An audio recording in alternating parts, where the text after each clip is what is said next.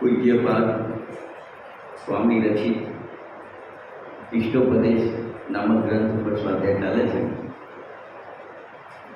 એમાં 6ઠી, 7મી, 8મી ને 9મી 4 ગાથા જોઈએ. એ 4 ગાથાનું સાર લઈએ 2 લાઈનમાં. તો ત્યાં પૂજ્યપાદ સ્વામીને એમ કહેવું છે કે અનાદિનું તને ભૂતલું વળ્યું છે.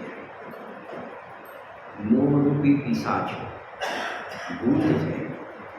ચિનાગમમાં મોહને સમજાવવા માટે અલગ અલગ ઉપમાઓ આપી છે. એક ભૂતની પણ ઉપમા આપી છે. એ મોહરૂપી પિશાચ છે તને વળગ્યું છે. આપણે બોલીએ છીએ કોના સંબંધે વળગણા છે રાખવું કે આ મોહના સંબંધી થયા છે. આ બધી વળગણ છે ને, વળગણ એટલે સમજાય છે. જેમ 12માં કૂતરા વળગે ને એમ મારી પત્ની ને મારો પુત્ર ગુરુદેવશ્રી કહે છે ને કે આ માણસ હોય તો 2 પગવાળો. કેટલા પગવાળો હોય? તો માણસ છે. પછી લગ્ન કરે તો કેટલા પગ થાય? પશુ થઈ જાય. આ વળગણ આવ્યું. બીજા 2 પગનું શું આવ્યું? પછી એનું બાળક આવે એટલે 6 પગ અમરો થાય. શું થાય? અમરો થાય. અને પછી છોકરાની વહુ આવે એટલે કરોડિયો થયો. અને કરોડિયો ઝાડુ બનાવે ને ઝાડામાં જીવન એમ આને ઝાડુ ગૂંથ્યું, માણસમાંથી પશુ બન્યા. ઘણા લોકોની ટેવ હોય પોતાને પશુ સાથે સરખાવે. જો આચાર્ય ભગવાન પશુ સાથે સરખાવે ને ત્યાં મોહમાં છે. એટલે કહે છે તું જો એક રોમન શાળામાં એક સરસ છે, જ્ઞાયક તે ઇતિ ચિંતવે મનુષ્ય. જે હું જ્ઞાયક છું આમ ચિંતન કરે મનુષ્ય છે, બાકી બધા પશુ છે. અને પરિશિષ્ટમાં 19 શ્લોક લખ્યા, 20 શ્લોક લખ્યા, એમાં પશુ કીધું છે. માણસને શું કીધું છે? ત્યાં તો એ સમજાવું છે કે તું જ્ઞાયક છે, જાણનાર દેખનાર છે, જાણનાર દેખનાર રૂપે રહેતો નથી ને, તો તારામાં પશુમાં કોઈ ફરક નથી. પશુ પણ જન્મે છે, પોતાનું જીવન પૂરું કરે છે, ખાય પીવે છે ને એની રીતે મોજ કરે છે એની મસ્તીમાં. તે પણ શું કર્યું? નવું એ જ કર્યું. ચલાવે ને. તો અહીંયા એમ કેવું છે કે આ બધા વળગણ થયા ને, આ મનુષ્યના વળગણ બધા પોતે ઝાડું બૂઝ્યું એમાં ને એમાં જીવન. તો તને આ મોહરૂપી ભૂતાત ભૂત વળગ્યું છે, પિશાચ વળગ્યું છે, એને તું છોડી દે. અને એને છોડવું એનો અર્થ એ છે કે દરેક વસ્તુ પોતાના સ્વભાવમાં રહેલી છે ને, તો દરેક વસ્તુને પોતાના સ્વભાવથી દેખ. તું સ્વભાવથી નથી દેખતો ને, એનાથી વિપરીત દેખે છે. એ તારો મોહ છે. એ તારો શું છે? મોહ છે. એટલે તારી મોહના કારણે તારી વસ્તુને દેખવાની દ્રષ્ટિ વિપરીત થઈ ગઈ છે. કેવી થઈ ગઈ છે? વિપરીત થઈ ગઈ છે. અને એના કારણે તારે 4 ગતિનું પરિભ્રમણ કરવું પડે છે ને દુઃખ ઉઠાવવું પડે છે. મદિરાની પણ ઉપમા આપે છે મોહને. આ મોહ સમજાવું કઈ રીતે? મોહી જીવને મોહ છે, પણ એને ખબર નથી પડતી મને મોહ છે. એ પોતાના મોહને નથી ઓળખી શકતો. એને સમજાવે છે મોહ મહામદ પીઓ બનાવે.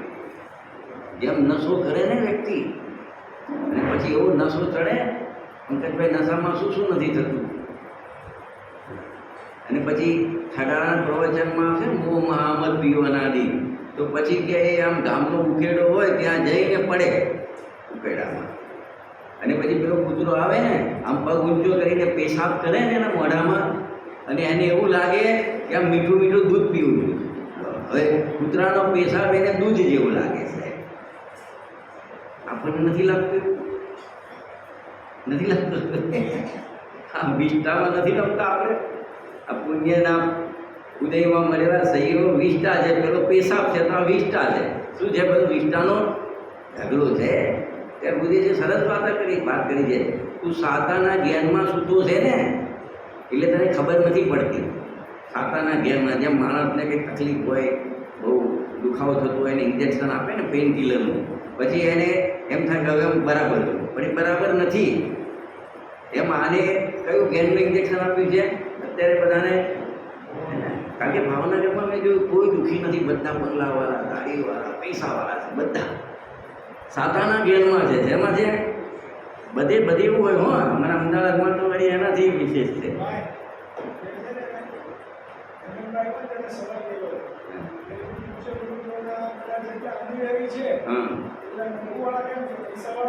હા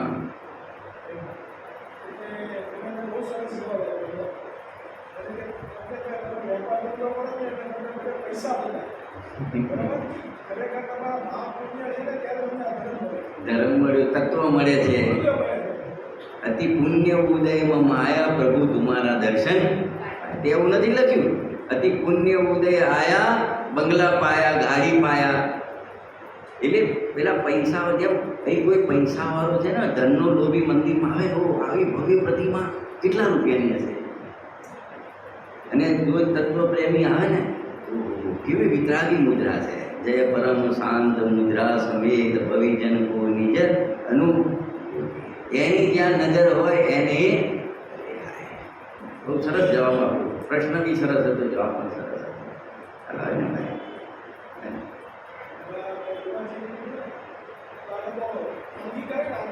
હા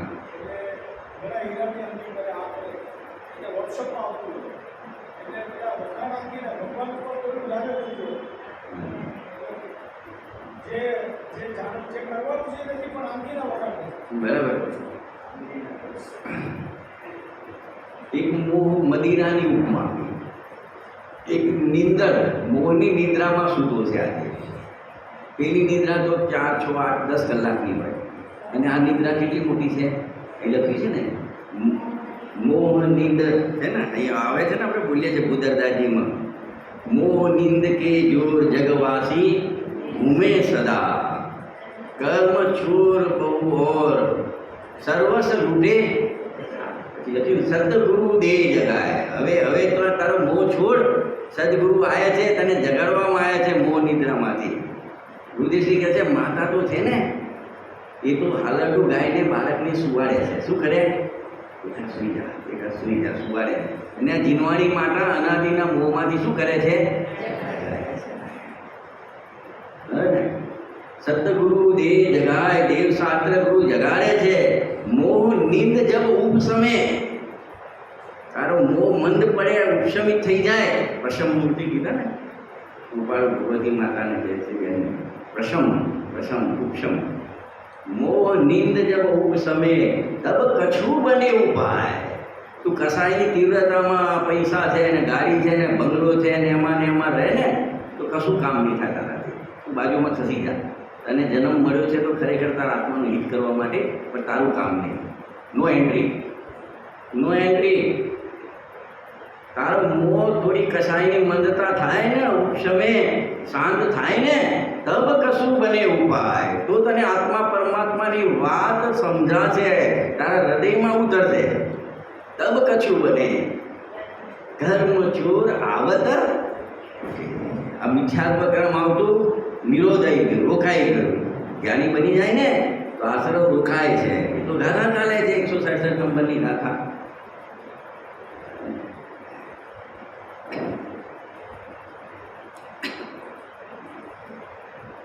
બે વાત થઈ. એક તો સાની નિદ્રા આપી મદિરાની, બીજી સાને આપી નિંદરની નિદ્રા, અને ત્રીજી જે આ ભૂતની ચાલે છે ને, પિશાચ એટલે ભૂત. અતુલભાઈ પેજ નંબર છે તમારું 42 નંબરનું પેજ છે. પિશાચ ભૂત 96-97 ગાથા છે ને ગ્રંથારીના સમીસારમાં, તે 2 પુરુષોની વાત કરી છે. એક ભૂતાવિષ્ટ અને એક ધ્યાનાવિષ્ટ. ધ્યાનાવિષ્ટ એટલે જે ધ્યાન કરે, પારાનું ધ્યાન કરે. એને એમ લાગે હું પાડો છું. શું લાગે? હું સોપાધિક પરિણામોથી જુદો છે આત્મા, એ બતાવવા માટે ધ્યાનાવીશનું દ્રષ્ટાંત આપ્યું. કોઈ વ્યક્તિ આમ દરવાજામાંથી આવ્યો અને અંદર બેસીને ધ્યાનમાં બેસી ગયો. ત્યાં એવું કહ્યું, જે જેવું ધ્યાન કરે એવું બની જાય. બની જાય એટલે માન્યતામાં, હો, એવું બને નહીં. પણ એને એવું થઈ જાય કે હું પાડાનું ધ્યાન કરું તેને લાગે હું પાડા છું. ભગવાનનું ધ્યાન કરે તેને ભગવાનનું ફીલ થાય. ખ્યાલ આવે ને? હવે પાડાનું ધ્યાન કરે, હું બહુ મોટો પાડો છું, મારા મોટા મોટા ગગનચુંબી શિંગડા છે અને એના છેડા ઉપર એવા અડી ગયા છે, હવે માથું બી નથી હલાવતું. કે આમ બે ખૂણામાં એવા ફીટ થઈ ગયા છે કે હું માથું હલાવી તો મારા શિંગડા તૂટી જશે. અને પછી આમ ડોક પણ હલાવતો નથી. અને પછી આમ આમ ખુલે છે. હવે એને હું પાડો છું. હવે હું આમાંથી બહાર કેવી રીતે નીકળીશ? અંદર આવે ત્યારે તો માણસ હતો, હવે કોણ બની ગયો? માન્યતામાં કોણ બની ગયો? આ દરવાજો તો નાનો છે, હું કેવી રીતે બહાર નીકળીશ? એમાં આ બધું ધર્મ, આકાશ, કાળ, આ બધું પૂતગલ દ્રવ્ય, આ બધા જે બધા મારા સોપાથી ચૈતન્ય પરિણામ કીધા. શું કીધા? પછી એને બધું મારું એને એ રૂપ જ લાગે છે. અને બીજું કીધું ભૂતાવિષ્ટ પુરુષ, જેના શરીરમાં ભૂત પ્રવેશ્યું છે. હવે ભૂત જે ચેષ્ટા કરાવે એ ચેષ્ટા કરે. આ નચાવે છે કોણ? બધા નાચકોણ નચાવે છે? આ ભૂતળું નચાવે છે. મોરરૂપી ભૂતળું પિશાચ પેલાના શરીરમાં ભૂત પ્રવેશ્યું છે ને, તો પછી એ ભૂત આમ જંપ લગાવે ને કૂદે ને આમ કરે ને કોઈને મારે ને વસ્તુ તોડી નાખે. અને પછી એ ભૂત બહાર નીકળી જાય ને પછી એને કહીએ ને કે તે આવું કર્યું કે મને કંઈ ખબર નથી. જેમ પેલા નશો ઉતરી જાય ને, તે નશામાં આવું તોફાન કરી તું, નશો ઉતરી ગયો કે મને કંઈ ખબર નથી મેં કર્યું હોય. એમ આ રાગાદી સંયોગો સાથે એવો ઓતપ્રોત થઈ ગયો છે. સવિકાર ચૈતન્ય પરિણામ. કેવા સવિકાર છે? ભૂતાવિષ્ટ, એ મોહને ભૂતની ઉપમા આપી છે. તો એ 4 ગાથામાં એટલું કીધું કે તું આ મોહને છોડ, બસ એમાં તારું ભલું છે. નહીં છોડે મોહને તો અનંત કાળ ગયો રખડતા હજુ તારે રખડવું પડે. જ્યાં સુધી મોહ નહીં ઉતરે ને, મોહનું ભૂત મોહની નીંદમાંથી નહીં જાગે ત્યાં સુધી તારે અનંત કાળ સુધી રખડતા. 4 ગાથામાં મૂળ આટલો સાર આપ્યો. હવે આજે આગળની ગાથા લઈશું. ચિત્ર જોઈશું આપણે. છે કેવો ગુસ્સો બતાવ્યો છે ને? રોજ શું બતાવ્યું છે? આ ઉપરવાળા બે ભાઈઓ, નીચેવાળો છે. ઉપર શું બતાવ્યું છે ખબર છે? પહેલાં પેલાના ઉપર ગુસ્સો કર્યો, બંને ગુસ્સો કર્યો. નીચે કહે છે હવે સામેવાળો તારા ઉપર ગુસ્સો કરવા આવ્યો તો તે એના ઉપર કર્યો હતો ને, તો તને તો સારું લાગતું હતું. હવે તારા ઉપર કરે છે તો તું કેમ દુઃખી થાય છે? તું એના ઉપર કેમ ક્રોધ કરે છે? તે એના ઉપર કરે છે, તારા ઉપર કરે છે. હિસાબ ચૂકે થઈ ગયો. જો શું કહે છે જો. અને આ બાજુ દ્રષ્ટાંતમાં બીજું મૂક્યું છે કે એક ઝાડુ આવે ને, ઝાડુ આપણું ત્રંગુલ, એ ઝાડુ આમાં લાગે છે કંઈક ગાથા છે ને ઉપર, ગાથા આવશે, ગાથા હા નીચે ઉતારો ઉપર ગાથા હશે હે ને. એમાં વ્યંગુલ લખેલું છે, ત્રેંગુલ છે. ત્રેંગુલ એટલે એક ઝાડુ, લાકડી સાથે બાંધેલું ઝાડુ, એ ઊભું મૂક્યું છે, પછી કોઈ પાડી દે તો હવે એ આમ પાવડા વગેરે જોયા છે ને, હવે જ્યારે એની પાસે આવે તો એના ઉપર પગ પકડે તો એ ઝાડાની લાકડી નીચે છે ને સીધી આવીને વાગે, એ બતાવ્યું છે. જે ઝાડુને નીચે ફેંકે છે ને એ જ ઝાડુ એને આવીને વાગે છે. એમ કહીને શું સમજાવું છે? તમે જેવું આપો છો ને એવું તમને પાછું મળે છે. તમે બુરો વ્યવહાર કરો છો તો સામે તમારી સાથે બુરો વ્યવહાર થાય છે. તમે સારો ભલો વ્યવહાર કરો છો તો ભલો વ્યવહાર કરો છો. જો બહુ નિમિત્તથી વાત કરીએ, ગુરુદેવજી પ્રવચનની શરૂઆત જ ત્યાંથી કરે છે. આ નિમિત્તથી કથન છે. શાનાથી કથન છે? નિમિત્તથી કથન છે. એટલે જેમ બોલ ફેંકો ને આપણે, આમ ફેંક્યું પાછું શું આવે? જેને ફેંક્યું એની પાસે જ આવે ને. દિવાલ ઉપર ફેંકો તો જેને ફેંક્યું એની પાસે જ આવે છે. તમે સમજાય ને? એમ તે કોઈને હેરાન કર્યો છે તો એ તને હેરાન કરે છે. અત્યારે એમ કે દીકરો બહુ હેરાન કરે છે, માનતો નથી, તો પૂર્વભૂમાં તું એનો દીકરો હતો, તું નહોતો માનતો, હવે એ તારો દીકરો થશે, તારું નહીં માને.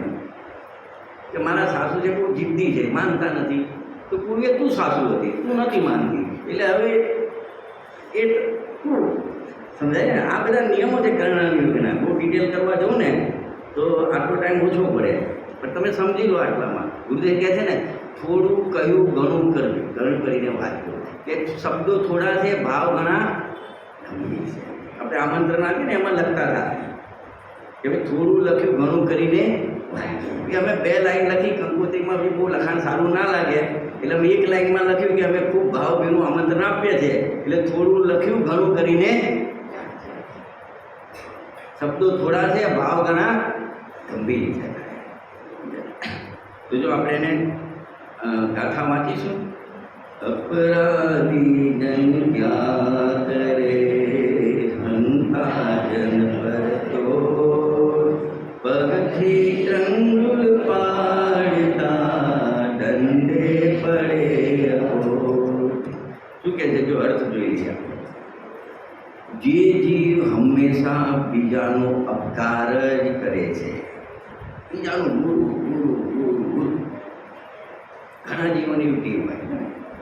છલમ ન ગીતવ્ય 5મી ગાથા છે ને, 5મી ગાથા એમાં અમૃતચંદ્ર કુંતુરાને છલમ ન ગીતવ્ય મતલબ કોઈ પણ કામમાં છિદ્રો શોધ્યા. ગમે તેટલું સરસ કોઈ આમ વ્યવસ્થા કરતું હોય ને, તો સમજો કે સરસ આપણું આમ સ્ટેજ બનાવ્યું હોય, આ ટેબલ ગોઠવ્યું હોય, ખુરશી ગોઠવી હોય, બધું કર્યું હોય, તો એ કંઈક એને છિદ્ર મળી જાય કે તમે આ ખોટું કર્યું, આ ખોટું કર્યું. સારું કેટલું કર્યું એ ના દેખાય.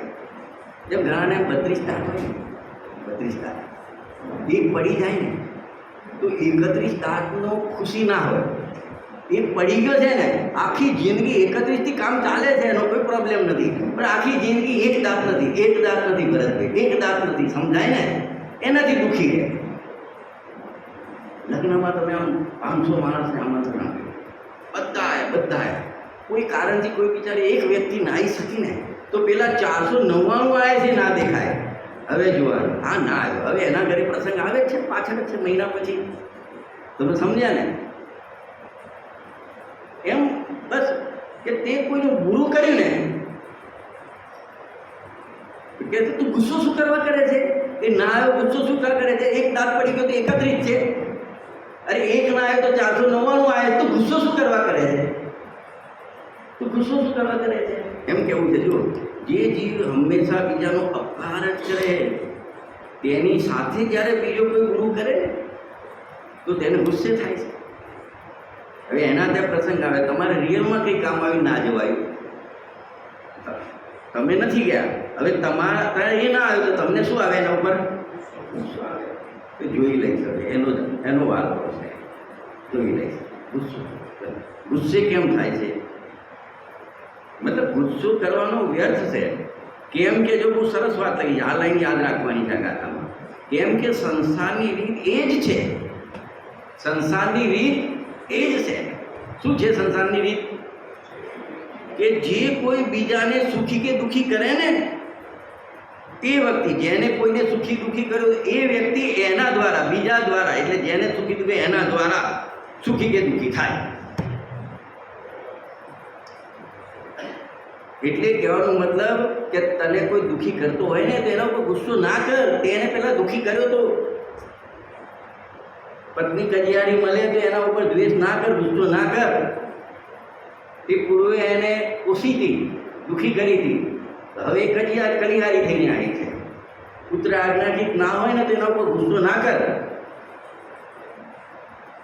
શું કહે છે? શું કહે છે? અને આ જ કર્મોની નિશ્ચિત વ્યવસ્થા છે. જો કર્ણાનિયોગ આવી ગયો, કર્મકાંડ આવી ગયો, શું કીધું? આ જ કર્મોની નિશ્ચિત વ્યવસ્થા છે. અહીંયા તું જેવા પરિણામ કરે છે ને, બીજાનું પૂરું કરવાના, ભલું કરવાના, આ બાજુ છે કર્મો છે ને એનો ગ્રાફ બનાવે છે આગલા ભાવનો. એટલે બેન્સીબેનનો બોલ છે ને, ભવિષ્યનું ચિત્રામણ કરું, કેવું કરવું એ વર્તમાન તારા હાથમાં છે. એટલે બંધ અત્યારે બંધ થઈ રહ્યો છે કર્મોનો, બંધ સમયે છેટીએ ઉદય શોક શંકા. એટલે ગુરુદેવશ્રી કહે જો બંધ સમય ના છેતું ને અને એવા ઉદય આવશે ને કે તારી આંખમાં તો પાણી હશે પણ જોનારની આંખમાં પણ આંસુ હશે. શું હશે? એ જગ્યાએ કહેતો મારા એક મિત્ર છે, બહુ 20 વર્ષ થયા છે, હા થાય 15-17 વર્ષ થયા એના પહેલાંની વાત. એકનો એક દીકરો 7 વર્ષનો એને જોન્ડિસ થઈ ગયો. પોતે મેડિકલ લાઈનમાં, આખા વીએસનું બધું સપ્લાય કરે, બધું હવે એના દીકરાને કોઈ બધા સારામાં સારા ડૉક્ટર જોડે લઈ જાય બહાર સ્પેશિયાલિસ્ટ જોડે દાખલ કર્યો, છેલ્લે થાકીને બધું જ કર્યું. હવે સમજો કે અમે એને મળવા ગયા હોસ્પિટલમાં. હવે પેલા પેટીમાં રાખે ને એ બાળકોની હોસ્પિટલ, એટલે અંદર 10-15 પેટી હોય, બાળક જન્મ્યા હોય, પહેલાં જન્મ્યા હોય એને રાખેલા, અને આ બાજુ બધી માતાઓ બેઠી હતી. હવે થોડી વાર થાય ને અમે જઈને બેઠા તો આમ કોઈ બાળક લઈને આવે ને બધી મમ્મીઓ રડે. ખબર પડી ગઈ આ કેમ લઈને આવ્યા. જેમ કોરોનામાં જોયું હતું ને કે બાજુનો ખાટલો ખાલી થાય, તમે પડ્યા છો અને તમે સમજો 5 ખાટલા છે ને, તમે દાખલ થયા ત્યારે તો 5 ભરેલા થાય, અને રાતે સૂઈ ગયા સવારે જો તો એક ખાટલો ખાલી, બીજા જે છે બીજો ખાટલો ખાલી. હવે તમને શું લાગે 5મા દિવસે કયો ખાટલો ખાલી થશે? સમજાય છે ને આ બધું ભાવભાષણમાં આવે છે ને. તો કોઈ અંદરથી પછી પેલી નર્સ લઈને આવે ને એટલે એની મમ્મી તો રડે, એને ખબર પડી કે મારું બાળક આવ્યું, પણ બીજી 14 હોય ને એ ઝૂસકે રડવા લાગે. જોનારની આંખમાં પણ શું આવે? બંધ સમયે છેતીએ ઉદય શું સંતાપ, તું બીજાનું ગુરુ હોશે કરે છે, અને આ કર્મનો સિદ્ધાંત તો એવો છે કે તે ગુરુ કર્યું તેવા જ કર્મ બંધાયા. તે ટિફિનમાં ભાખરી મૂકી તો ઓફિસમાં ભાખરી જ નીકળશે, પૂરી મૂકી તો પૂરી જ નીકળશે. જે અંદર મૂક્યું હોય એ જ આવે ને. એવા કર્મ બાંધે તો તારી સાથે એ જ આવશે. બહુ વર્તમાન લાઈફમાં બહુ જ મળે એવી ગાથા છે આ. આમ તો એક ગાથાઓ એવી છે, પણ આપણે સમયના અભાવે એટલું લાંબુ નથી કરતા. કર્મોની નિશ્ચિત વ્યવસ્થા જ હશે, વ્યવસ્થા જ હશે, બીજી કોઈ કર્મોની વ્યવસ્થા નથી. એ ગ્રાફ બને છે, તારા એક સમયના પરિણામની નોંધ છે, નોંધ થાય છે. એ કુદરતની વ્યવસ્થા છે. કાર્બન વર્ણના પરમાણુ 343 ઘનરાજ્યોમાં પડ્યા છે. અહીંયા જીવ જેવા પરિણામ કરે છે. આ બાજુ કાર્બન વર્ણના એ જ પ્રકારના કર્મરૂપે પરિણમી જાય છે, અને એ જ પ્રકારનો ઉદય આવે છે, અને જીવ અજ્ઞાન અવસ્થામાં પાછું ઉદયમાં જોવાય છે, એની સાથે ઉભું થાય છે. ખબર નથી આ જીવને કે મને તકલીફો કેમ આવે છે, એ બીજાને દોષી. આ તો કેવી વાત છે ખબર છે કે કોઈ પુષ્પમાં મુવાના સમાચાર લઈને આવ્યો. મુવાના સમાચાર એટલે સમજાય છે ને, રોવાના સમાચાર, કંઈ નુકસાનીના સમાચાર, કંઈ પોલીસ કેસ, મતલબ પોલીસ વોરંટ લઈને આવી તો પેલો પોસ્ટમેને 2-3 થપ્પડ મારે. એટલે એનો વિચાર શું? હવે એને તો જે ટપાલ આપી છે તે કેવા કાર્ય કર્યા, તેવા ખોટા કામ કર્યા, એટલે ગવર્મેન્ટે નોંધ લીધી ને એને તો જે કાગળ આપ્યો તને આપવા આવે તો તું એના ઉપર ગુસ્સો કેમ કરે છે? એમ કહે છે તું એના ઉપર ગુસ્સો કેમ કરે છે? એ તો ટપાલી છે. એમ કોઈ તને દુઃખી કરવા આવ્યો છે ને તો એ તો ટપાલી જેવો છે. ખરેખર તો તે પાપના પરિણામ કર્યા હતા એટલે તને દુઃખ થાય છે. મુખમાં પ્રકાશકમાં લખ્યું છે ને કે કોઈ વ્યક્તિ લાકડી દ્વારા કૂતરાને મારે. હવે એને મારથી બચવું હોય તો ઉપાય તો કરશે ને. એ લાકડીને બટકા ભરે. કોને ભરે? લાકડીને બટકા ભરે શું થશે? પાછળ જુઓ ને લાકડીને કોણ હલાવે છે, કોણ મારે છે? પણ એને કશું નથી કરતું, એને નથી બગાડતો, લાકડીને બટકા ભરે. એમ આ કોઈ વ્યક્તિ છે, સંયોગ છે, એના ઉપર દ્વેષ કરે. પણ મૂળ તો એ તારા કર્મ, આ સંયોગ આયા, કર્મના ઉદય આયા, કર્મના ઉદય કયા બંધાયા, ને બંધાયા તો તારા પરિણામ હતા. તારા પરિણામને જો ને એને શું અપરાધી તું કહે છે? અપરાધી જેને ક્યાં કરે? તું અપરાધી માને છે બિચારો, શું કરે? એ તો ચીઠીનો ચાકર છે. શું છે? ચીઠીનો ચાકર છે. એ શું કરે? હંતા જન પર ક્રોધ.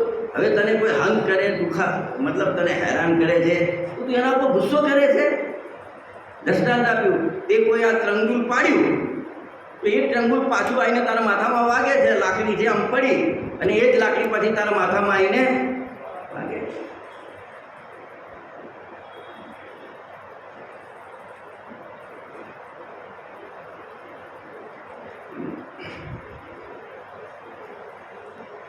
ગુસ્સો ટૂંકમાં કોઈ પણ સંજોગોમાં ગુસ્સો કરવાની ક્ષમતા રાખવી. આ ગાથામાં 2 વાત લેવાની. ગમે તેવા આખરા કર્મના ઉદય આવે, 12માં કોઈ નિમિત્ત તરીકે તમારું ગમે તેટલું બુરું કરે, તમારે ગુસ્સો નહીં કરવાનો ક્ષમતા રાખવાની. તમારે ગુસ્સો નહીં કરવાનો ક્ષમતા, આટલું શીખવાનું છે આમાંથી. ગુસ્સાથી શું નથી થતું? જેટલી આત્મહત્યાઓ થાય છે ને એ ગુસ્સાથી ક્રોધના આવેશમાં આવીને થાય છે.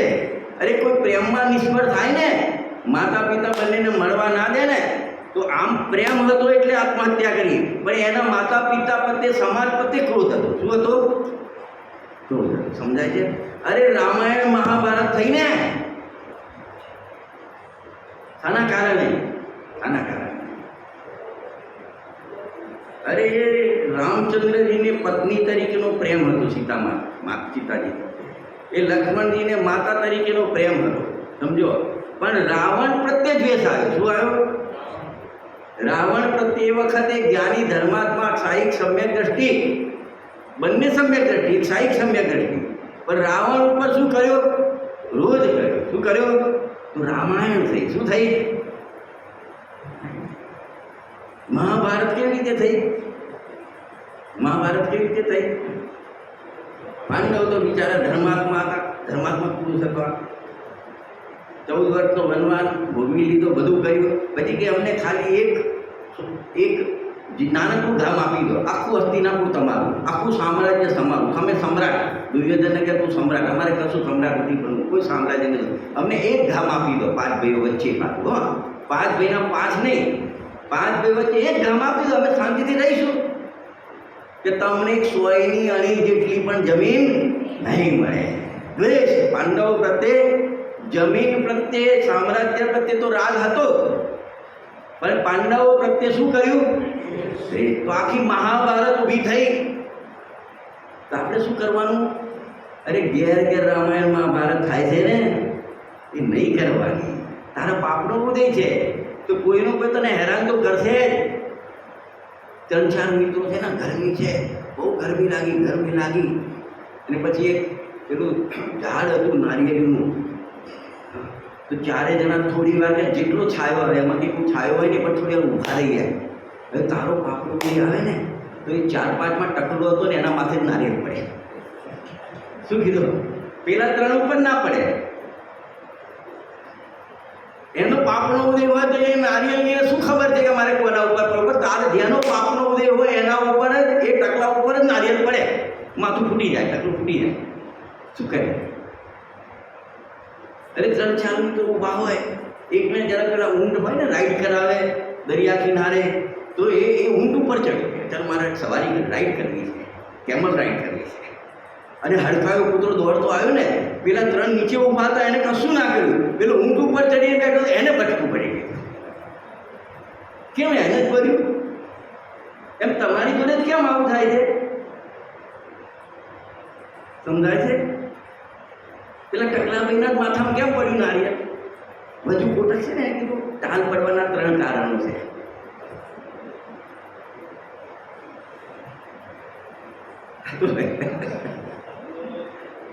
એક તો બહુ ચિંતા હોય, બહુ બદરેશન કે આખો દિવસ આમને આમ લેવા હોય કે દેવા હોય કે ના હોય, લેવા દેવા, આખી દુનિયાની ચિંતા કરે. ભાવ બને ગામનું. શું બને? ભાવ બને. એ ભૂલી ને મોભી હોય ને, મોભી, સમજો મોભી એટલે મેઇન દરવાજામાં હોય ને, તો નાના દરવાજા હોય તો 2-3-4 બધું 3 ખીલા મારી દીધા, કામ પતી ગયું. પણ મોભી દરવાજો હોય ને, મોટો દરવાજો, એને 4 ખીલાથી કામ ના ચાલે, એને 14 ખીલા મારવા પડે. કેટલા? એમ જે મોભી હોય ને, ઘરનો મોભી, એને બધાના ખીલા ખાવા પડે. હવે એવો ભાવ હોય ને, ભાવ, સમજો. ક્યાં લઈ જતો હતો એના માટે? ક્યાં હતો અટક્યો હતો મુન્નાભાઈ?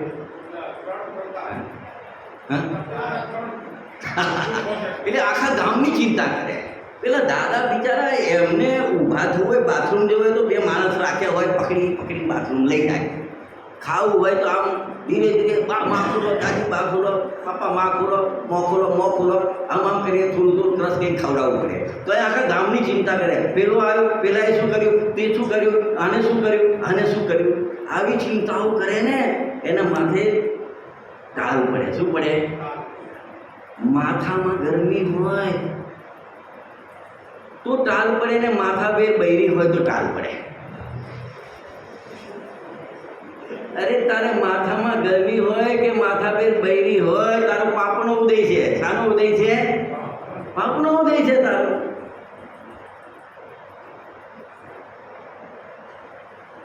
કોઈ માથાભેર હોતું નથી. દૂધ એ સીધે કે બધા ભગવાન હાથમાં છો. તારા પાપના ઉદય આવે તો કોઈ શું કરે? સમજાય છે ને? આ દ્વારકા નગરી જો તો ખરા, સંપૂર્ણ વિકસેલી વિકાસ દેવોએ બનાવી હતી કે છે નગરી તો, અને સોનાની નગરી કેમ ભસ્મ થઈ ગઈ? શાના કારણે? એ દીપાય મુનિના ક્રોધના કારણે આખી દ્વારકા નગરી શું થઈ ગઈ? શું નથી થતું ક્રોધથી? એટલે અહીંયા એક આ પૂજ્યપાદ સ્વામી એમ કે છે કે તારું ગુરુ થાય ને તો કોઈ નિમિત્ત છે ને ગુરુ કરનાર, એના ઉપર તો ગુસ્સો ના કરે, એનો કોઈ વાંક નથી, વાંક તારો છે. તે એનું પૂર્વે ગુરુ કર્યું છે એટલે અત્યારે વેર વાળવા એ આવ્યો છે. હવે તારું ગુરુ કરે છે તો એ પાપ બાંધી રહ્યો છે, તો એના પાપના પરિણામના કારણે એ દુઃખી થશે. તારે કાયદો હાથમાં લેવાની જરૂર નથી, તારે ગુસ્સો નથી કરવાનો, તારે ગુસ્સો નથી કરવાનો, એ લેવું છે. એ દીપાય મુનિનું નુકસાન એ થયું કે સર્વાત સિદ્ધિનું આયુષ માંગ્યું હતું 33 સાગરનું 16મી સદમાં. ક્યાં ગયા? વિચાર કરો, વિચાર કરો. નુકસાન એટલે અત્યારે બહારથી વાત ચાલે છે અને એ બી બધું થયું જ ને. હવે બધું શું કહેવાય, મતલબ કોઈ પણ પરિસ્થિતિમાં ક્રોધ ના કરવો, ક્ષમતા રાખવી. ખ્યાલ આવે ને? ઘણી વાતો છે આમાં શીખવાની.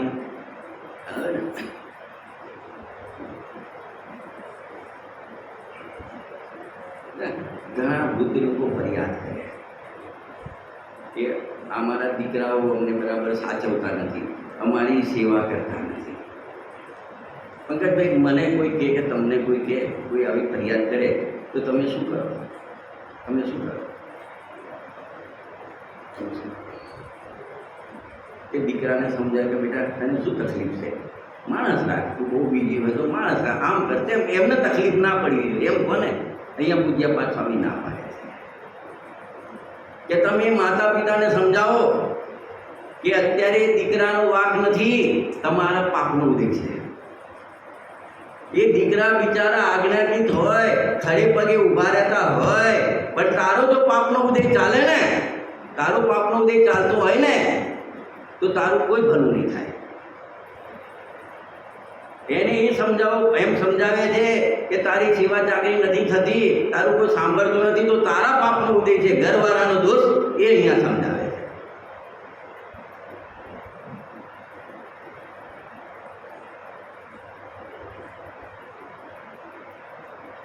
લૌકિકમાં કહેવત નથી, લૌકિકમાં કહેવત નથી. ભરતભાઈ, કહેવતો આવડે તમને? હાથ, હા, એટલે હાથના કરેલા હૈયે વાગે. એમાં કોઈનો શું દોષ છે? અપરાધી જન કા કરે? હંતા જન પર ક્રોધ, તું એના ઉપર ક્રોધ કરે છે, ક્રોધ કરે છે. તું જ્ઞાતા દટ્ટા બની જા, ક્ષમતા ભાવ રાખ ને. જો આ પોસ્ટનું ડબલું છે, હવે તો ડબલા ગાયબ થઈ ગયા. પોસ્ટના ડબલા મૂકતા હતા ને, હવે કોઈના ઘેર લગ્ન હોય ને દીકરાનું, એની બી કંકોત્રી એના મોઢામાં નાખે, બરાબર? અને કોઈના ત્યાં દીકરો મળી ગયો અને કારોતરો છે ને એ પણ નાખે. જેમ આપણા જ્યાં લગ્નનું આમંત્રણ આવે તો સારું સારું ખાવાનું મળશે, ફરવા મળશે, રાજી થઈએ. અને કારોતરો આવે તો એટલે કાળા કાળા કપડાં પહેરવાના, મોં વારવાનું, તો આમ જરા મન વિચલિત થઈ જાય. કારોતરો આવે તો આપણે હર્ષ શોક કરીએ. શું કરીએ? હલક વિલક કરીએ. એ પોસ્ટમેનનો ડબ્બો કરે, હલક વિલક કરે કે કોઈ આમ સરસ બહુ મોટા માણસનું ધીરુભાઈ અંબાણીના ત્યાં લગ્ન છે, આટલા કરોડનો ખર્ચો કર્યો છે અને એનું કાર્ડ મૂક્યું, એના મૂક્યું એના પેટમાં, તો રાજી થાય, ડબ્બો રાજી થાય. અને કોઈ કાળોતરો મૂકે તો કંઈ ફરક નથી પડતો. અરે તારા કરતાં પોટનો ડબ્બો સારો, અરે આ સડક સારી, કે કોઈની જાન નીકળે ને ઠાઠ વૈભવથી, કે કોઈની અર્થી નીકળે, એને કોઈ ફરક પડતો નથી. અને તને કેમ ફરક પડે છે? તું તો ચેતન પદાર્થ છો. હવે કોઈ તારો ગુરુ કરે છે તું કોઈને દોષ ના આપ, તારા પાપ પરિણામને દોષ આપ કે તારા પાપના પરિણામ છે માટે તારું ગુરુ થાય. તું એ શીખ લે, એ શીખવાનું છે આમાં. જુઓ, પાપના ફરક કોને નથી મળતા? ભીષ્મ પિતાનું તો સાંભળ્યું છે ને મહાભારતમાં. એ પહેલાં રાજા કે રાજકુમાર હતા. આમ ઘોડા ઉપર ઠપડક જતા હતા, રસ્તામાં સાપ આવ્યો. શું આવ્યો? તો હાથમાં હથિયાર હોય ને, ભાલો હોય ને, તો આમ ભાલાથી ઉછાળ્યું. તો વાડની ઝાડ હતી કાંટાની, એમાં જઈને પડ્યો. હવે એ સાપને કાંટાની સૈયા ઉપર શું આવ્યું? પરિણામથી ઉછાળ્યો. આપણે કીડી આવે તો આમ કેવું હાથ ઉપર આમ રૂમાલમાં લઈને ફૂંક મારીએ છીએ. એ વખતે વિવેક ભૂલ્યા અને આમ ભાલાથી ઉછાળ્યો. એ જઈને પડ્યો કાંટાની છૈયા ઉપર.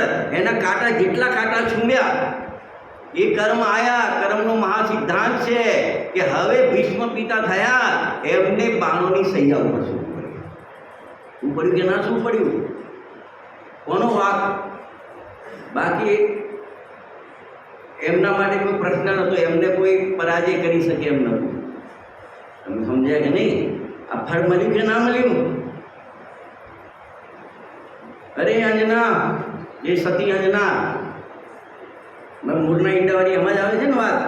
20 વર્ષ સુધી પેલા કંકુવાળા હાથ સમજો, મૂળ શબ્દો જે હોય તમે ભાવ સમજો કે એને આમ પકડ્યા. હવે રંગ લાગી ગયો અને 20 ઘડીનો વિરહ પડ્યો માતાને. અને પછી એકદમ વરસાદ આવ્યો અને પેલું ઉપરનું રંગ નીકળી ગયો. પછી એને સેવન કર્યું ઈંડાનું. ખ્યાલ આવે? મતલબ એને સેવ્યા એટલે 20 ઘડીનો વિરહ થયો માતાને, તો એને 20 વર્ષનો પતિનો વિરહ થયો. થયો કે ના થયો?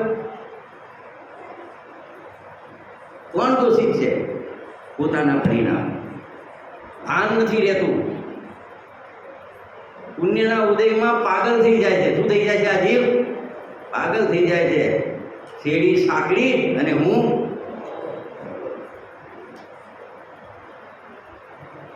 છકી જાય છે. અરે એ દ્રૌપદી ગુરુદેશના પ્રવચનમાં આવે છે કે પૂર્વ ભાવમાં જંગલમાં જવાનું થયું એના જીવને, અને ત્યાં જોયું આમ ઝાડની પાછળ આમ કે ઝાડ જાતિના લોકો કોઈ સ્ત્રી સાથે કોઈ એવી ક્રીડા કરતા હતા અને કોઈ વિકાર ઉત્પન્ન થયો. કર્યો નથી વિકાર, ખાલી મનમાં વિકારનો ભાવ આવ્યો ક્રીડા જોઈને. અને એને કર્મોએ શું સજાવી? પાંચાલી, 5 પતિ. અને હોય એ બધી અમુક ચાલતી હોય, એ બધું જે ચાલતું હોય, આપણે એની સાથે કોઈ સંબંધ નથી. એને એવું આડ મળ્યું. કોને આપ્યું? કોને આપ્યું? પોતાના પરિણામથી. સમજાય? કોઈના ઉપર શું અપરાધી જન ક્યાં કરે? તું અપરાધી માને છે શું કરે? કર્મ વિચારે કોણ? ભૂલ મેરી અધિકારી. એ કર્મ શું કરે? સંયોગો શું કરે? તું સ્વયં એવા પરિણામ કરે છે તો તારે એવા ફળ સંસારમાં ભોગવવા પડે છે. એ તું માકડની દવા નાખે છે અને માકડ મારે છે ને, તું એ જ ઘરમાં માકડ થઈશ. તું બંદાને મારે છે ને, દૂર કરવાની અનેક રીત છે. એવું નથી કહેતો કે એનો એ સહન કરવો, પણ તું મારે છે ને તો એ જ ઘરમાં, એ જ કિચનમાં તું બંધો થઈશ એમ કહે છે. અને તારા છોકરા જ બંધો મારવાની દવા લગાવશે, તારા છોકરા જ માકડ મારવાની દવા લગાવશે. अपराधी जन का करे हंता जन पर रोज प्रति टंगुर पाड़ता पामे दंड बोल. આ શીખવાડ્યું છે.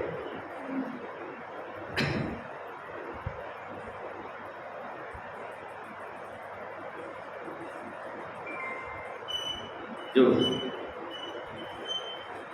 ગુરુદેવસિંહનું પ્રવચન શરૂમાં છે.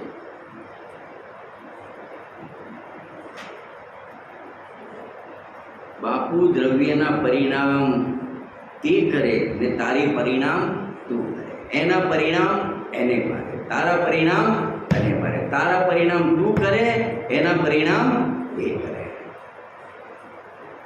તારા પરિણામથી એનામાં કંઈ થાય કે એના પરિણામ તને નુકસાન કરે એવું કદી બનતું નથી. નુકસાન તો થઈ રહ્યું છે, પણ એના કારણે તને નુકસાન થાય છે એમ નથી. એ તારી માન્યતા ખોટી છે.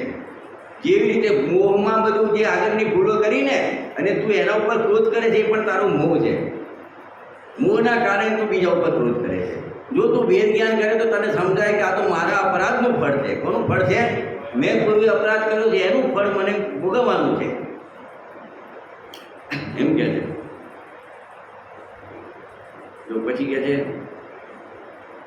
એ તને એના પરિણામ તને નુકસાન કરે એમ કદી બનતું નથી. માટે કોઈ પ્રાણી ઉપર ગુસ્સો કરવો એ તો અન્યાય છે. શું છે? અન્યાય છે, અનીતિ છે. એ વાતને દ્રષ્ટાંતથી કહે છે કે ઊભા ઊભા ઝાડુ કાઢવા માટેના લાકડીએ બાંધેલા ઝાડુ ઉપર ગુસ્સો કરીને પગથી ઉપાડીને પગેથી મારવા જાય તો લાકડીવાળું ઝાડુ હાથમાં રહી જાય ને પોતે જમીન ઉપર પડે. એમાં નુકસાન કોને? કે પોતાને માટે અહિત કરનાર પ્રાણીઓ પ્રત્યે પોતાનું હિત ચાહતા જીવે અપ્રીતિ અથવા ગુસ્સો અથવા ક્રોધ કરવો જોઈએ. આ 9 નંબરની ગાથામાં આટલું ઘણું છે. ખ્યાલ આવે ને? બાકી પ્રવચન તો છે, આખું બધા વાંચજો. ઘણી બધી વાતો લખી છે. જો થોડું લઈ લઈએ. પોતાના સિવાય સ્ત્રી આદિ પર પદાર્થમાં રાગ કરે એટલે એના પ્રત્યે પ્રેમ છે. શું છે? પ્રેમ છે, રાગ છે, રાગ પ્રેમ છે. તો બીજા પ્રત્યે દ્વેષ હોય ને. અને દેવશાસ્ત્ર ગુરુનો રાગ છે ને, અને તારા દેવશાસ્ત્ર ગુરુનો કોઈ અભિનય કરે ને એના ઉપર તને દ્વેષ આવે ને આવે. કોઈના ઉપર રાગ કર્યો તો કોઈના ઉપર દ્વેષ આવે ને. એ બંને સાથે રહે. જ્યાં રાગ છે ત્યાં દ્વેષ છે. ત્યાં દ્વેષ છે તો ક્યાંક રાગ પડ્યો એટલે દ્વેષ આવે છે. તને માતા પિતા ઉપર પ્રેમ છે ને, તો માતા પિતાનું અપમાન કરનાર પ્રત્યે તને દ્વેષ આવે છે. તો સારું શું? એમાં સારું શું? તો પત્ની જોડે રાગ આવે સારું કે ના આવે સારું? કોઈ નવા કપલ પરણ્યા હોય, ઘરમાં આવ્યા, કોઈના ઘરે આવ્યા, હવે બે વચ્ચે રાગ આવે સારું કે રાગ ના આવે સારું? અતુલભાઈ, અરે પતિ પત્ની હોય, 20 વર્ષ થઈ ગયા હોય, 25 વર્ષ થઈ ગયા હોય, એ ઘણા કે એમના ઘેર તો વાસણ ખખડતા જ હોય. એ પરણીને આવ્યા ને, અમે તો અહીંયા સાથે જ રહે છે 25-30, એમના ઘેર વાસણ ખખડતા જ હોય. એ બે ઘણી ધણિયાની રાગ જ નથી. તો બોલો રાગ હોય સારું કે રાગ ના હોય?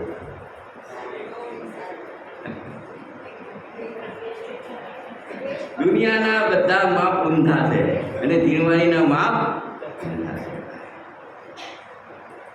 એક મેનમાં 2 તલવાર ના, એટલે રાગ કોઈના ઉપરનો સારો નથી. અરે અશુભના નિમિત્તો છે, પાપના નિમિત્તો છે, એના ઉપર તો સારું નથી. પણ જે શુભ નિમિત્તો છે એના પ્રત્યેનો પર રાગ સારો નથી. કે તું એના રાગમાં ફસાવ્યો ને તો આત્માનો રાગ ક્યારે કરી? આત્માનો પ્રેમ ક્યારે કરી? એટલે તો કીધું તું તો દારા હોય ને સીરી સબ સ્વાર્થ કે મેરી. તને તારો રાગ છોડાવવો છે, બાકી કોઈ વસ્તુ પર દ્વેષ ઉત્પન્ન નથી કરાવો. પણ પ્રથમાન યુગની ભાષા એવી છે, આ એક ભાવનાત્મક ભાષા એવી છે કે તને જેના ઉપર અધિક રાગ હોય એના ઉપર દ્વેષ ઉત્પન્ન કરાવે. કે રાગ ઘણો છે અને દ્વેષ થોડો કરાવ્યો, તો દ્વેષ થોડો કર્યો તો થોડો પાપનો બંધ થયો. પણ ઘણા રાગમાં ઘણો બંધ થતો હતો, એ ઘણો બંધ છોડાઈને થોડું પાપ કરાયું. જીનવાણી કોઈ દ્વેષ કરવાનું શીખવાડે, કોઈને ભલું ગુરુ કે. એટલા દ્રષ્ટાંત આપ્યા હતા ગુરુદેવશ્રીના. 101 ગાથા, 101 ગાથા પછીના કળશના 136 સાડાથી કળશમાં જોઈ લેજો. 4-5 દ્રષ્ટાંત ગુરુદેવશ્રી આપ્યા છે દુધારાની ટોળી માટે. આના માટે તો કે દુધારાની ટોળી કહીને બધાને એક બાજુ ભગવાન આત્મા કહે અને એક બાજુ બધા દુધારાની ટોળી કહે. નથી સમજી શકે, ગુરુદેવના હૃદયને નથી સમજી શકે કે મહાન પુરુષને ઓળખવા માટે મહાન બનવું પડે. નીચે છેલ્લી લાઈન વાંચજો, ઉગ્ર પુરુષાર્થ અને સૂક્ષ્મ ઉપયોગ કરવો પડે. ઉપલક દ્રષ્ટિથી ખાલી જે બોલાવાથી કામ નહીં ચાલે. ભાઈ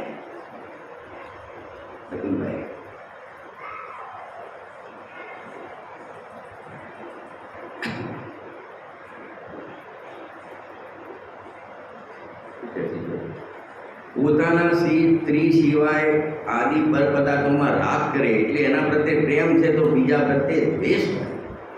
સમ્યક દ્રષ્ટિ તો હું જ્ઞાતા દ્રષ્ટા છું. ધર્માત્માની વાત કોઈ અલગ છે. હું કેવો છું? રોજ લગ્ન કરીને આવે બહાર જાય, પણ હું આ કેવી અટપટી ચાલ જ્ઞાનીની સમ્યક દ્રષ્ટિની ભાઈ ઓળખવા પડશે. સમ્યક દ્રષ્ટિને અને હું જ્ઞાતા દ્રષ્ટા છું. એવી દ્રષ્ટિ હોવાથી જગતના કોઈ પદાર્થ એને પ્રેમ કરવા લાયક એટલે રાગ કરવા લાયક કે દ્વેષ કરવા લાયક છે જ નહીં. આત્મા તો જ્ઞાનાનંદ સ્વરૂપ શુદ્ધિદાનંદ પ્રભુ છે. એનું એવું ભાન થયું છે કે હું તો જ્ઞાતા દ્રષ્ટા ચૈતન્ય છું, મારા સિવાય અન્ય પદાર્થ અનંત છે, તે મારા જ્ઞાનના ધ્યેય છે, જાણવા લાયક છે એવું ધર્મી જાણે છે. એટલે શું કરે છે કે એવા પોતાના શુદ્ધાત્માને જાણે છે, એની દ્રષ્ટિ થઈ છે તો પોતાના સિવાય અન્ય જેટલા પણ પદાર્થો છે એના બે ભાગ નથી કરતા.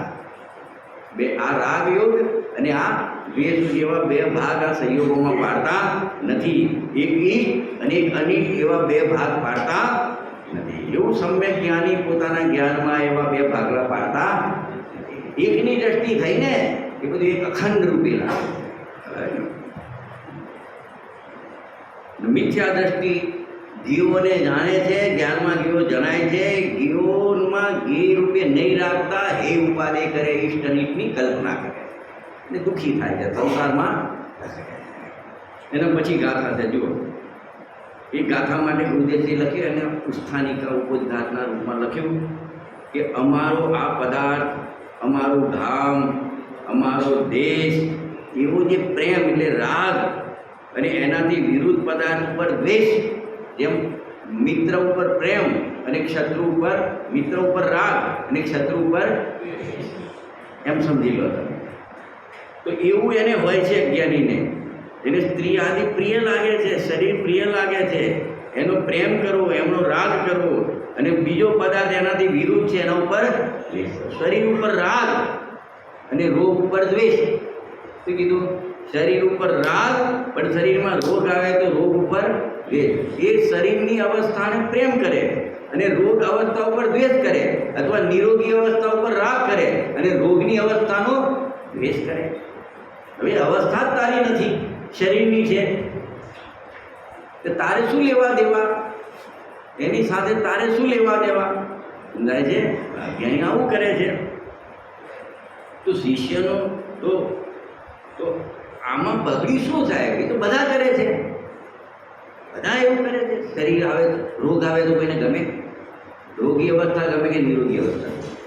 દરિદ્રીપણું ગમે કે અમીરીપણું ગમે? બધાને તો એ છે, બધાને આવું છે. તો તમે એમાં એનો અપરાધ શું થયો? તમે અપરાધની વાત કરીને 10મી ગાથામાં, એમાં પોતાનો શું અપરાધ? એ તો સહજ વસ્તુ છે. રોગ આવે કોઈને નથી ગમતું, દરિદ્રપણું કોઈને નથી ગમતું, પ્રતિકૂળતા કોઈને નથી ગમતી, આપત્તિ આવે કોઈને નથી ગમતી, જીવનમાં વિપદા આવે કોઈને નથી ગમતી, અને અનુકૂળતા આવે બધાને ગમે છે. એમાં એનો વાક શું છે? હવે એવો પ્રશ્ન છે કે તું રાગ દેશ કરે છે ને, અનુકૂળતામાં છે ને, પુણ્ય પાપમાં અલગ થાય, પુણ્યમાં હરક કરે અને પાપમાં વિલખે. એનાથી શું કહે છે કે એ કરે છે ને તું કે કરવા લાયક નથી. કેમ?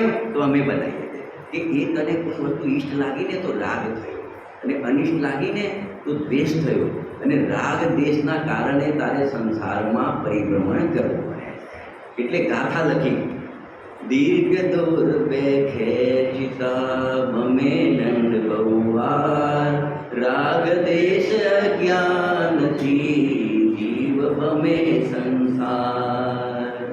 ત્યાં રાગ દેશ કર્યા છે ને, ઇષ્ટ અનિષ્ટ કરીને આ ભલું છે ને આ બુરું છે, આ ભલો છે પર પદાર્થ ભલો છે ને બુરો છે, તો રાગ દેશ થાય છે. અને એમાં તારું અજ્ઞાન રહેલું છે, એના કારણે તારે 4 ગતિનું પરિભ્રમણ કરવું પડે છે. 4 ગતિ 84 લાખ યોનીના પરિભ્રમણ તારા રાગ અજ્ઞાનથી થતા, રાગ દેશના કારણે અજ્ઞાનથી થતા. કયા? જ્ઞાનીના રાગ દેશ હોય ને, ચારિત્ર મોહના, એ અલગ, અને અજ્ઞાનીના રાગ દેશ છે ને એ અલગ. એ દર્શનો સાથે સંબંધ રાખે, અનંતાનુબંધી સાથે સંબંધ રાખે, વિપરીતતા સાથે સંબંધ રાખે છે. એમાં મોટો ફરક છે. 166 66 ગાથામાં શીખવાનું છે સવારે આશ્રવધિકારમાં. એ ભાવ પડ્યો છે અંદર. પંચ પરાવર્તન કરવા પડે છે તારે. ગુરુદેવજી બસ પંચ પરાવર્તનનો વિષય એટલો લેન્ધી છે ને, ગુરુદેવજી 4 લાઈનમાં મૂકી દીધો છે. લગભગ 35-36 પેજ છે. કાઢો. હા,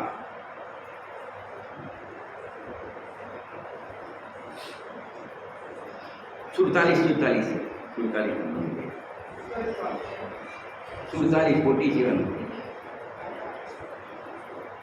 પેલું સંકલન આપ્યું હતું ને એમાં જો શું કહે છે, જો પંચ પરાવર્તનના નામ તો ખબર છે ને, એ પ્રવચન છે ને એના ઉપર નથી, બીજા આમાંથી સોર્ટિંગ કરીને એક સંકલન કરેલું છે એમને આપેલું છે. તો તમે સમજો 5 પરાવર્તન તો દ્રવ્ય પરાવર્તન, ક્ષેત્ર પરાવર્તન, કાળ પરાવર્તન, ભવ પરાવર્તન. વિષય ઘણો છે, આખો એક 10 દિવસ લઈએ ને પોઝિશનમાં તો બી ઓછા પડે એવું છે. પણ ગુરુદેવશ્રીને જો એને શુદ્ધની લબ્ધિ 4 લાઈનમાં સમજાય છે. દ્રવ્ય પરાવર્તન એટલે શું? દ્રવ્ય એટલે પૂતગલ, આ બધા પૂતગલ પરમાણુ. જો ગુરુદેવશ્રીએ શું કીધું, આ સંસારમાં આત્મા સિવાયના અનંત જે રસકણો છે ને, પૂતગલના રસકણો, એના સંબંધમાં રખડવું, એના સંબંધમાં રખડવું. તો જગતનો એક પણ પૂતગલ પરમાણુ બાકી ના રહે કે તારા શરીર રૂપે થઈને આવ્યો હોય, તે જન્મ લીધો હોય અને તું મર્યો ના હોય. એને કહેવાય દ્રવ્ય પરાવર્તન. શું કહેવાય? અને એક દ્રવ્ય પરાવર્તન એટલું આ વિશેષ ઉપરથી કહું છું. હા, એમને તો આટલામાં દ્રવ્ય પરાવર્તન કહી દીધું. એક દ્રવ્ય પરાવર્તન પૂરું થવામાં કેટલો સમય લાગે ખબર છે? સમજો આ સભા બેઠેલી દેખાય છે અત્યારે, એમાં જેટલા વ્યક્તિ છે, જે નામ છે, જેની પાસે કોઈને ચશ્મા છે, કોઈને ચશ્મા નથી, કોઈનું જેનું જે કલરના કપડાં પહેરે છે, જે બટન લગાવેલું છે, બધું લઈ લો, જે પોઝિશનમાં બેઠા છે, એક ફોટો લઈ લો, એક ફોટો લઈ લો. ઓકે, પોઝિશનનો ફોટો લઈ લો. હવે ફરી આ વિખેર થઈ ગઈ, કેટલો કાળ નીકળી ગયો અને ફરી આ જ મંદિર, આ જ ભાવનગર ને આ જ મંદિર ને આ જ વ્યક્તિના હાથે પ્રતિષ્ઠા થઈ, બધું લઈ લેવાનું તમારે. અને આ જ રીતે આટલા વર્ષ નીકળી ગયા, પ્રતિષ્ઠા થઈ, અને એમાં આ જ વ્યક્તિઓ, આવા પરિવારવાળા, આ જ નામના આ રીતે આવીને બેઠા ને જે ફોટો પાડ્યો હતો ને, એ કન્ડિશનમાં આવે ત્યારે એક દ્રવ્ય પરાવર્તન પૂરું થાય. ऐसा भी होता है. अरे एक बार नहीं, अनंत बार. ત્યાં દ્રષ્ટાંત આપી છે, મતલબ મોક્ષશાસ્ત્રમાં આપી છે કે એક મોટું વડનું ઝાડ હોય, એનું આયુષ્ય વધારે હોય, સૌથી 18 વર્ષ. એક મોટું વડનું ઝાડ હોય, એમાં લાગે આગ.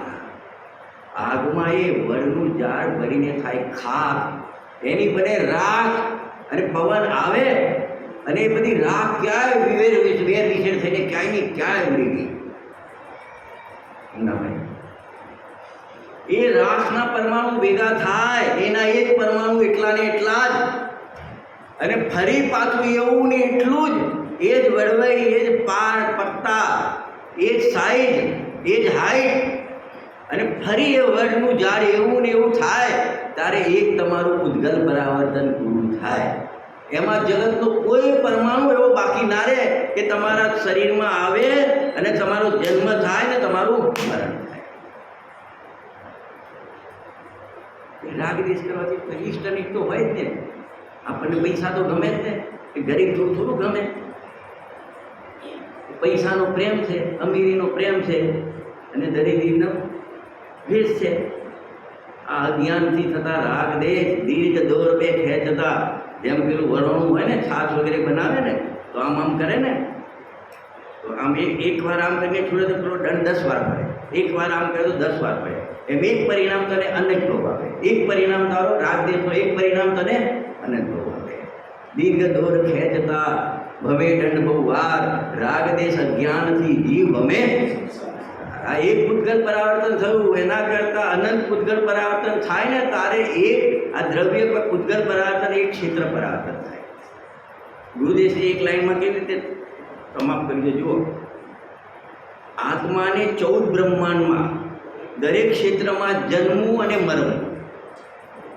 એનું ડિટેલ થોડું ડિટેલ કરું છું કે સમજો મધ્યલોક મેરુ પર્વત, એની નીચે 8 રુચિકાદી પ્રદેશો છોડી દો અને પછી કોઈ પણ એક જગ્યાએથી એક પ્રદેશ લો અને ત્યાં જન્મ્યો જીવ, પછી આયુષ પૂરું કરીને મર્યો, પછી જન્મ તો લે, પણ એ જ્યારે એના પછીના પ્રદેશ ઉપર જન્મ લે એ જ જન્મ ગણવાનો, બીજે કોઈ જન્મ લે નહીં ગણવાનો, બીજે કોઈ ક્ષેત્ર ઉપર જન્મ લે નહીં ગણવાનો.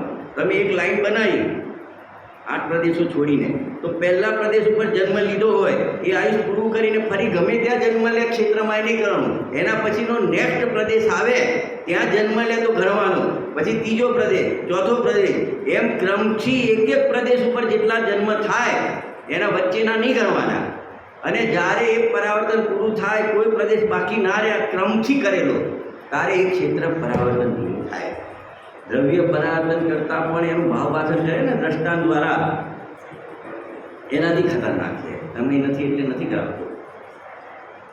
કાળ પરાવર્તન, આ અનંત થાય ને ક્ષેત્ર પરાવર્તન, પેલા અનંત આનંદ થઈ ગયા. દ્રવ્ય પરાવર્તન, દ્રવ્ય પરાવર્તન અનંત આનંદ, આ અનંત થયા પેલાની સામે, સમજે? તારે પાછું એક કાળ પરાવર્તન થાય. અવસરપણીનો પહેલો સમય જન્મ્યો, હવે આવી તો છે એટલે બીજો ત્રીજો તો નીકળી ગયા. પછી આખી અવસરપણી પૂરી થાય, ઉત્સરપણી પૂરી થાય, 20 કોડા સાગર પૂરા થાય, અને એ વખતે તારું ક્યાંક મરણ થાય અને બીજો સમય ચાલતો હોય તારે જન્મ લે તો ગણવાનું. 20 કોડામાં 2 ચોવીસી થાય. ગુરુદેવશ્રી કે કેટલી, કેટલો મોટો કાળ હશે વિચાર કરો. 10 કોડા સાગરમાં ચોથો કાળ આવે ને, એમાં 1 ચોવીસી થાય. 20 કોડા સાગરને એક કાળ કહેવાય, એમાં 2 ચોવીસી થાય. એટલે 70 કોડાનો સાગરનું ભાવવાચન કરાય ને ગુરુદેવે. તો 10 કોડા સાગરમાં 1 ચોવીસી, તો 70 કોડા સાગરમાં 7 ચોવીસી નીકળ્યા. તારે એક સમયના મિથ્યાત્વના પરિણામમાં 7 ચોવીસી પૂરી થાય એટલા સમય સુધી રખડવું પડે. વિચાર કરો ભાઈ, આ કોઈ કરણાની કોઈ ગજબની વસ્તુ તો ગુરુદેવશ્રી મળ્યા કે આપણને એક લાઈનમાં ભાવવાચન કરાવે છે. ભાઈ કાળ પરાવર્તન, તમને ખાલી એમ કહેવાય તમારા ઘરે પીપળું હોય ને 100 કિલોનું, એ તમારે 100 વર્ષે 1 ઘઉંનો દાણો કાઢવાનો. કેટલા? અને પછી પીપળું ખાલી કરવાનું. અરે તમારું કર્મનું પીપળું ખાલી થઈ જાય, આવ્યું કર્મનું, એ પીપળું ખાલી નહીં થાય. અને સામાન્ય ભાવ, સ્થૂળ ભાવ વાચન કરીએ તો એ તો કશું નથી. એક સમજવું કઈ રીતે, સમજાવવું કઈ રીતે. ભાવ પરાવર્તન, આ જેટલા પણ 84 લાખ યોગીના ભાવ કર્યા એને, અને દ્વાર અને ભાવ પરાવર્તન એના કરતાં આનંદ ગણું છે. જેમ તમે એક સેકન્ડથી મોટું થાય મિનિટ, મિનિટથી મોટો થાય કલાક, કલાકથી મોટો થાય દિવસ, અને દિવસથી મોટો થાય વર્ષ. હવે 1 વર્ષમાં સમય કેટલા સમજાય ને?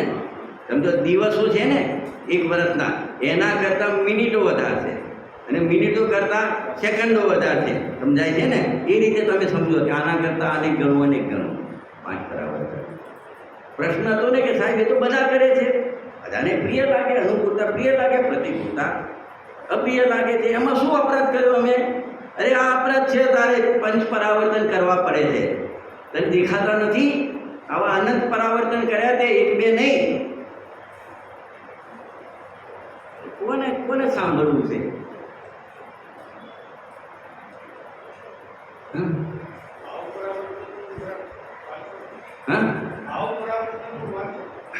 ભાવ પરાવર્તન તો છે. હા વાંચીએ, ચલો 2 વાંચી લઈએ. શું કહે છે? દરેક સમયમાં અનંતવાર જન્મ લેવા, દરેક સમયમાં એટલે શું હોય? આ બંધ આંખ ખોલો ને, બંધ કરી નહીં ખોલવાની. આ બંધ આંખ ખાલી ખોલો ને, બંધ કરી ખોલો તો ડબલ સમય દે. બંધ આંખ ખોલો ને 1 નિમેષ કહેવાય. શું કહેવાય?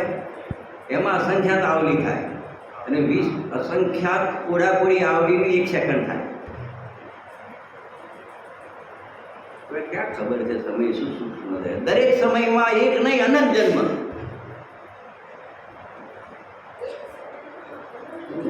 વાત કરવી ગંભીરતા છે જીના ગંભીરભાઈ. જો શું કહે છે? એ કાળ પરાવર્તન, એ નરક, મનુષ્ય, ઢોર, સ્વર્ગ એવા અનેક ભાવ કરવા એ ભાવ પરાવર્તન. અને શુભ ને અશુભ ભાવ, દિન રાત શુભાશુભ ભાવો મેં મેરા વ્યાપાર ચલા કરતા.